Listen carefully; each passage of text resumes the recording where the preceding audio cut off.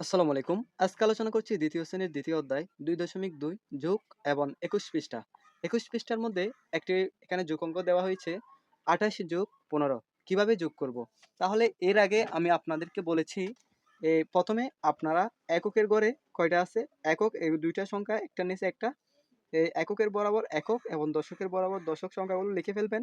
লিখে ফেলার পরে আপনি এককের এখানে যতগুলো থাকবে তার সাথে এর পরবর্তী যেটা থাকবে ওই একক সাথে আমরা যোগ করব। এখানে আছে ৮ টা, এখানে আছে ৫ টা।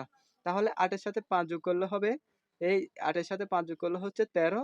আমরা ১৩ ৩ বসাবো। এখানে ৩ বসানোর পর ১৩ ৩ বসানোর পর হাতে থাকবে ১।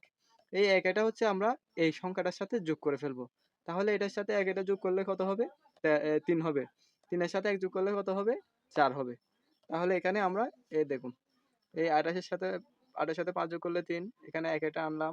যেটা হাতে ধরছিলাম ওই একটা, এখানে ৩, এখানে ১ যোগ করলে ৪। তাহলে উত্তর কত হলো? ৪৩।